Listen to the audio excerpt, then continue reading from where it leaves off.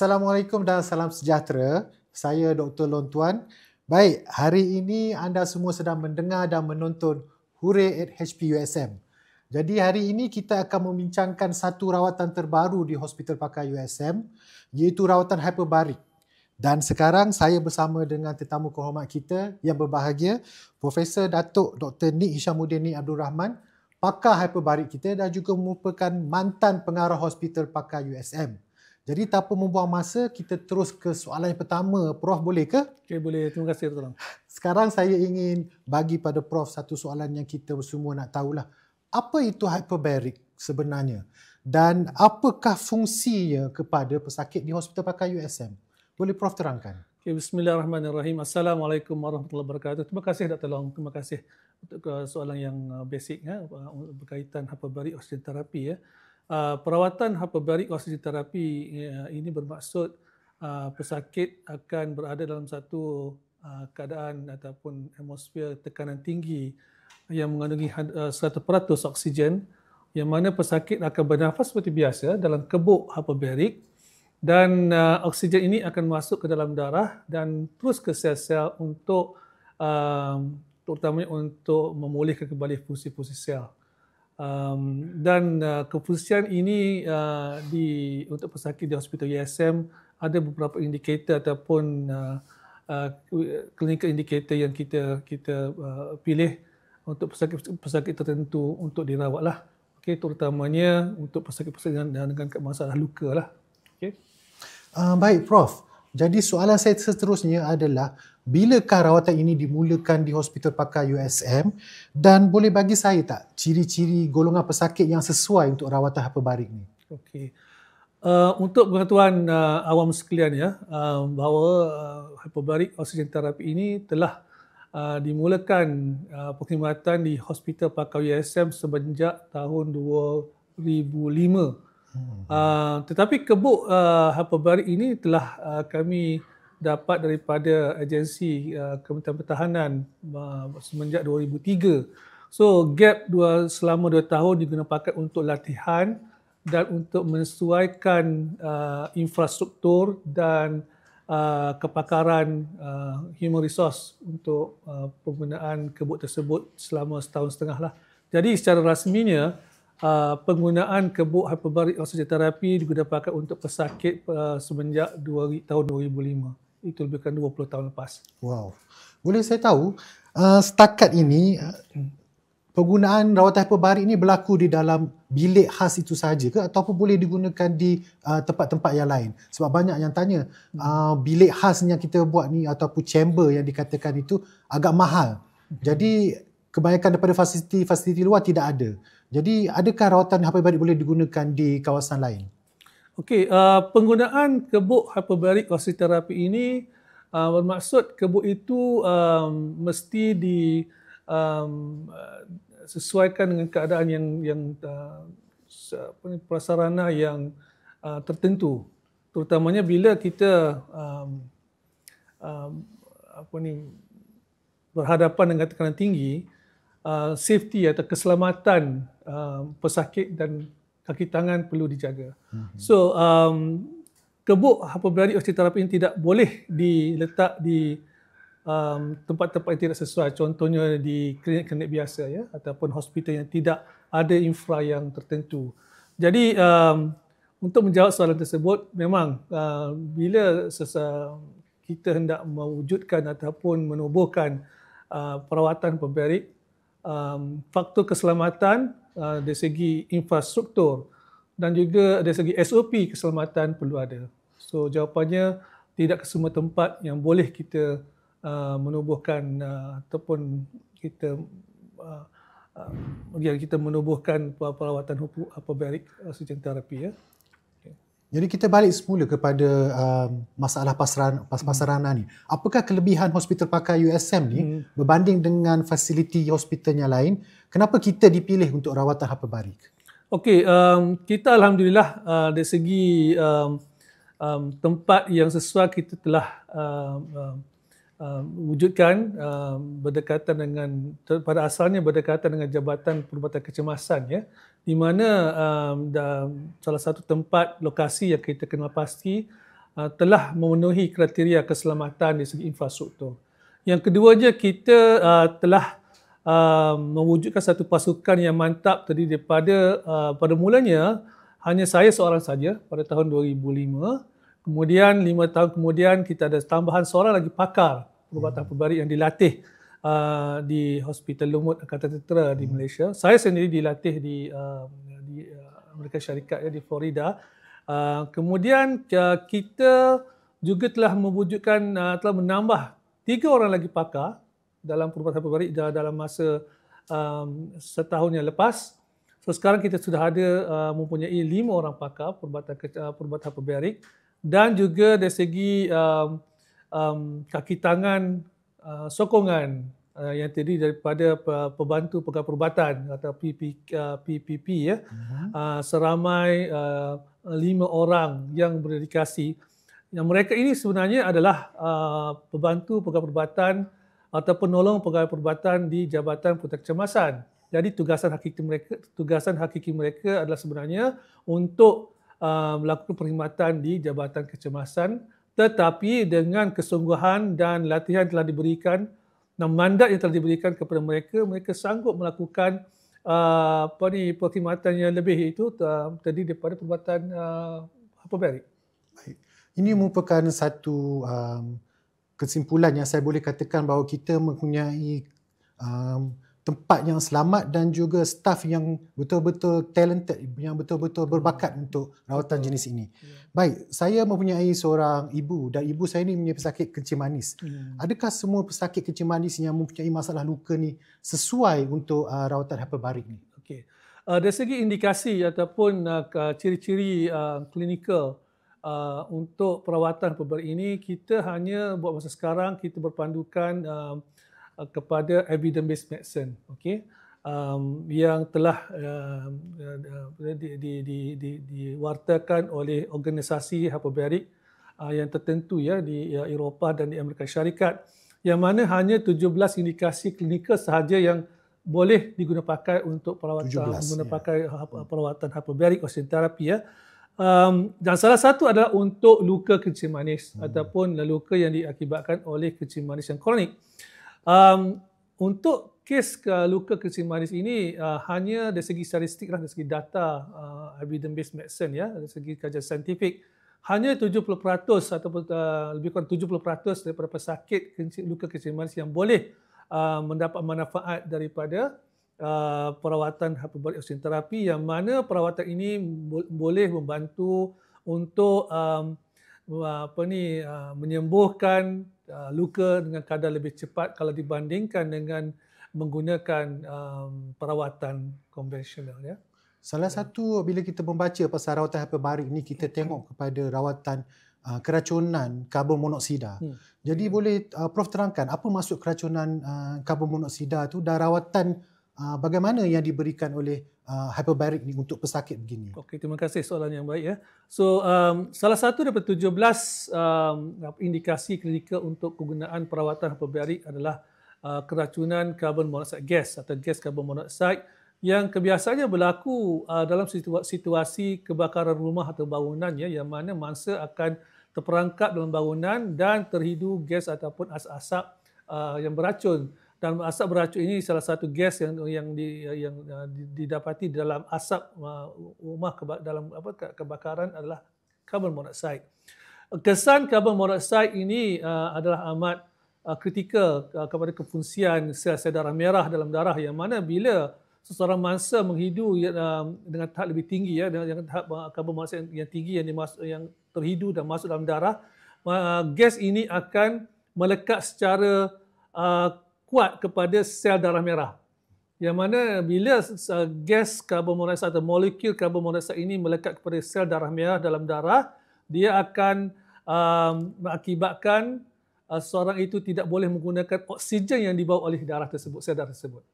So ini dalam kata lain, dia boleh mengakibatkan satu situasi lemas ataupun ketidakupayaan tubuh untuk menggunakan oksigen dalam darah.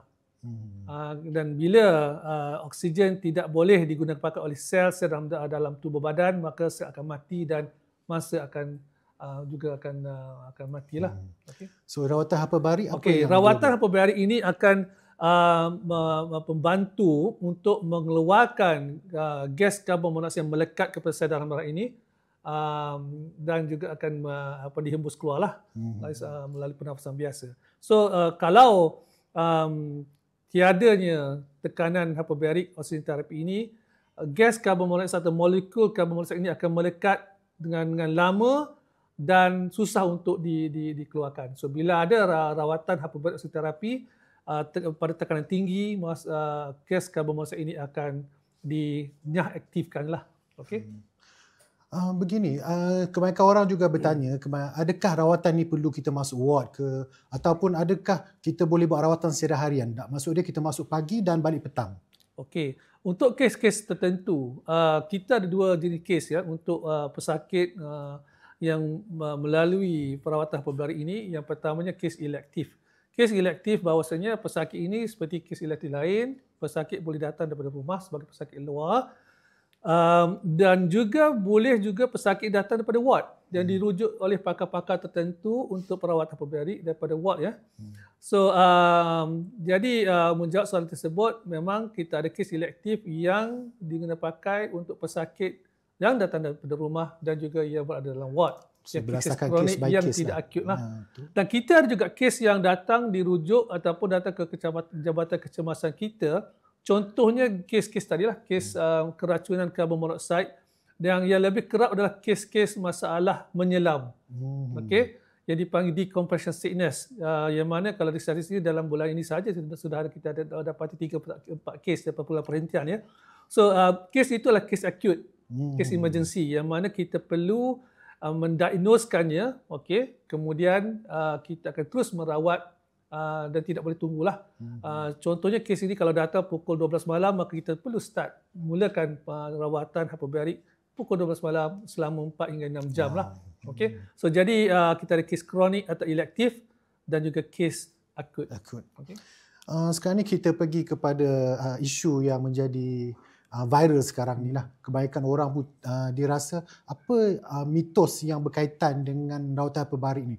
Bagi saya cuma takut sebabkan dia menggunakan oksigen yang tepu. Jadi kita takut adakah ada risiko kebakaran, adakah benda ni boleh membawa masalah keselamatan kepada pesakit-pesakit tersebut. Terima kasih. Ada beberapa mitos atau myth berkaitan perawatan hyperbaric oksigen terapi ya. Yang dua utama mitos atau mythnya adalah yang pertama betul dari segi keselamatan kebakaran.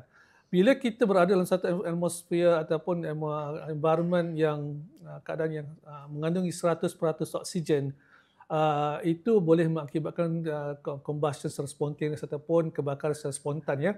Tetapi dengan SOP ataupun standard operating procedure yang ketat dan safety yang ketat, kita dapat insya-Allah boleh mengelakkan isu-isu safety compromise atau kompromi safety keselamatan, iaitu kebakaran ataupun letupan lah. Kerana setiap pesakit sebelum mereka melalui perawatan hyperbaric, kita perlu buat satu checklist memastikan tiada unsur-unsur dari segi pemakaian, kosmetik ataupun alat-alat yang tidak boleh dimasuk dalam chamber lah. Okey, so SOP yang ketat. Yang keduanya mitos ataupun myth yang sentiasa dibualkan oleh orang awam je lah, berkaitan bila menggunakan oksigen terapi ini, mereka mengatakan ada terapi-terapi lain, contohnya ozon terapi yang mungkin setanding dari segi konsep, tetapi boleh saya katakan di sini rawatan oksigen yang keadaan lain itu adalah tiada evidence based kajian saintifik yang kukuh. Baik. Okay. Mitos yang lain adalah mereka mengatakan boleh masukkan hanya sebahagian badan dalam chamber. Contoh kaki sahaja ataupun muka sahaja. Itu tidak benar. Dan kemudiannya mitos atau myth mengatakan bahawasanya boleh digunakan pakai untuk rawatan-rawatan kosmetik, untuk kecantikan muka. Okey, yang itu adalah juga tidak betul lah, kerana tiada kajian saintifik yang mengatakan rawatan hyperbaric oksigen terapi boleh digunakan pakai untuk mencantikkan rupa wajah. Tiada bukti ya, Prof. Tiada bukti ya. Baik, saya kembali kepada kita punya tujuan utama USM adalah sebagai universiti penyelidikan. Okay. Apa penyelidikan yang utama sekarang sedang dilakukan oleh pihak Prof berkaitan dengan rawatan hyperbaric? Okey, memandangkan dari segi statistiknya, kebanyakan kes yang kita dapati ataupun digunakan pakai untuk hyperbaric oksigen terapi ataupun perawatan hyperbaric oksigen adalah kes-kes luka kronik kencing manis. So disebabkan oleh itu, kita telah melakukan, saya sendiri telah melakukan bersama pelajar sarjana dan PhD saya untuk membandingkan kesan perawatan hyperbaric untuk kes-kes luka kronik berkaitan kencing manis dibandingkan dengan perawatan biasa. So jadi kajian ini sudah dilakukan lebih kurang 7 tahun lepas, sudah selesai. Dan memang kajian ini telah membuktikan bahawasanya jika kita gabungkan perawatan konvensional dan hyperbaric oksigen terapi atau perawatan hyperbaric, kadar kesembuhan untuk luka kencing manis amat tinggi atau amat cepat. Oh, bagus. Okay. Dan juga perawatan hyperbaric ini boleh mengelakkan, dari segi saintifik yang di tempat lain lah, boleh mengelakkan dari segi risiko untuk potong kaki lah, itu amputasi ya. Okey.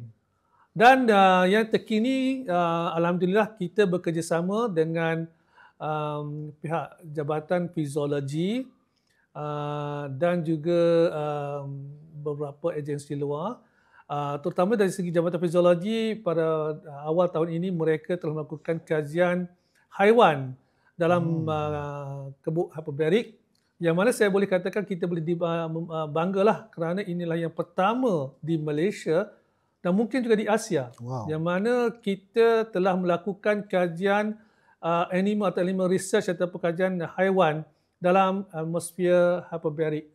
Yang mana kes yang dilakukan oleh Jabatan Fiziologi bersama pelajar PhD Dr. Falsafah untuk melihat dari segi kesembuhan kecederaan saraf tunjang belakang.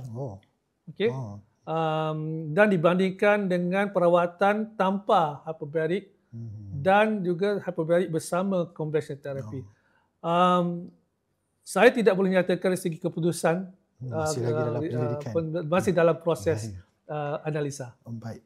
So ini saya rasa soalan cepu mas. Saya rasa pendengar-pendengar kita dan penonton pun nak tahu berapakah anggaran kos untuk setiap pesakit dan juga kalau dia berminat untuk mendapatkan rawatan ni, bagaimana cara dia untuk dia berhubung dengan pihak Hospital Pakar USM? Okey, oksigen ini bukannya murah ya, gas yang agak mahal. Tetapi alhamdulillah dari segi kos perawatan per sesi ya, kita saya boleh reverse sikit dari segi perawatan untuk luka kecil manis. Contohnya, perawatan untuk luka kecil manis biasa memerlukan lebih kurang 30 hingga 40 kali ya sesi. 30-40 kali.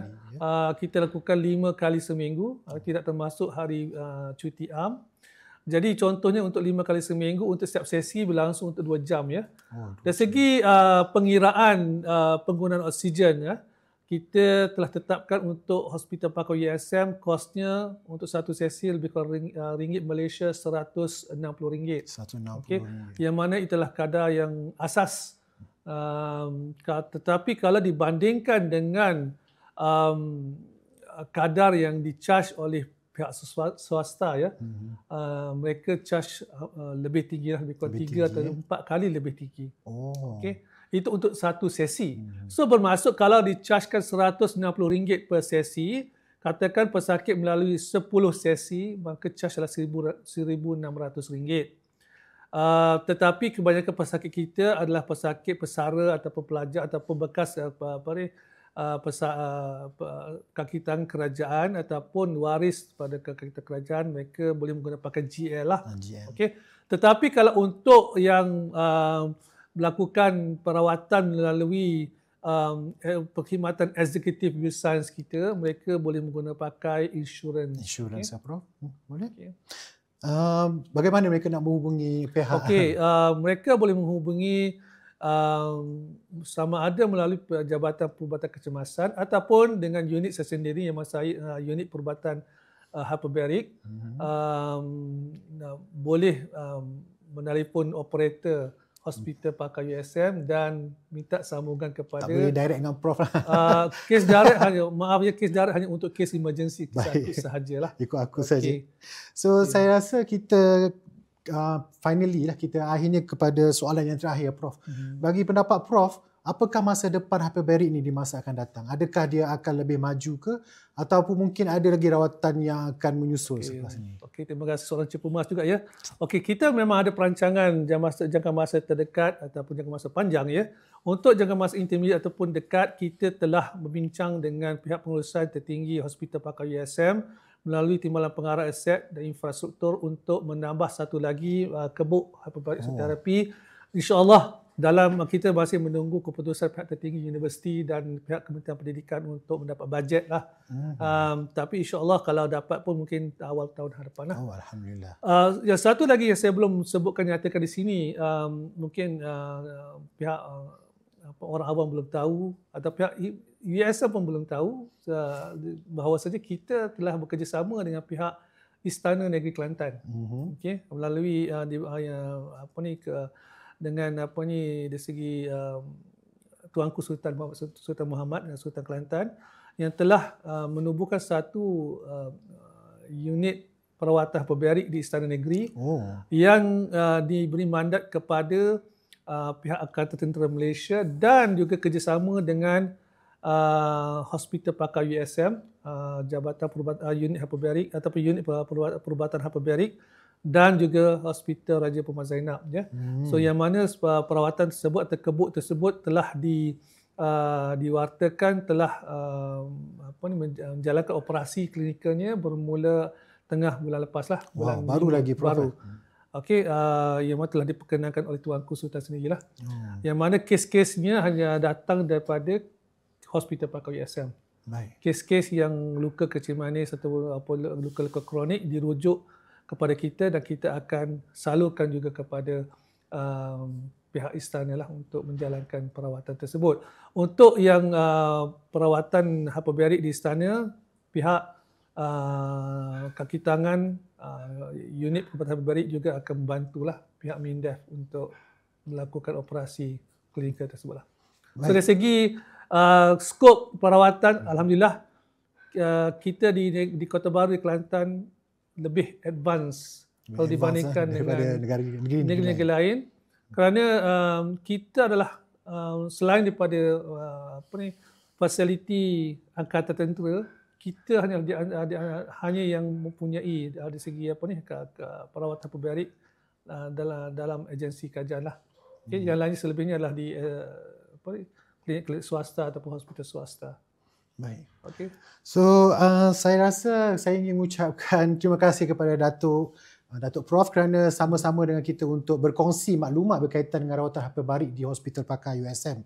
Saya juga ingin mengucapkan terima kasih kepada pendengar dan juga penonton kerana dengan bersama-sama dengan kita menghabiskan masa dan kita harap dengan informasi yang kita dapat dengan rawatan hyperbaric ini, kita bersama-sama dapat sedikit informasi dan seterusnya dapat mempromosikan lagi rawatan hyperbaric ini kepada semua orang yang kita kenal. Baik, untuk apa-apa jenis informasi seterusnya bolehlah menghubungi pihak Hospital Pakar USM dan kita boleh berjumpa kembali pada episod seterusnya di Hureh@HPUSM. Terima kasih.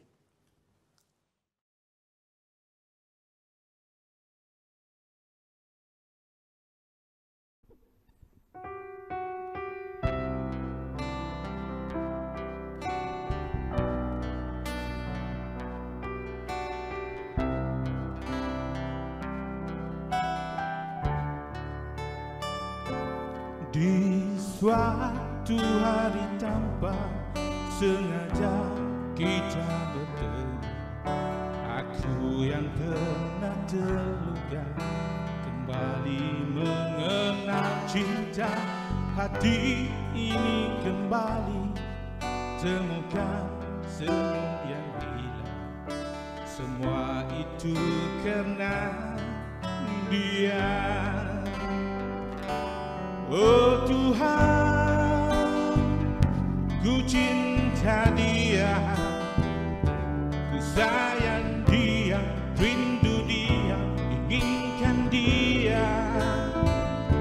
Putuskanlah rasa cinta di hatiku, hanya padanya untuk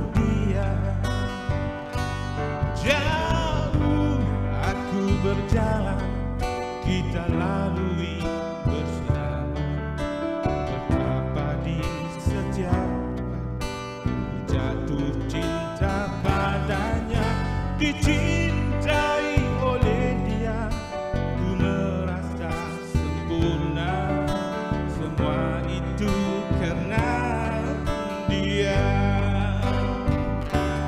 Oh Tuhan, dia, sayang dia, rindu dia, inginkan dia. Putuskanlah rasa cinta di hatiku, hanya padanya, untuk dia. Oh Tuhan, ku cinta dia, ku sayang dia, rindu dia, inginkan dia. Putuskanlah rasa cinta di hatiku, hanya padanya, untuk dia, hanya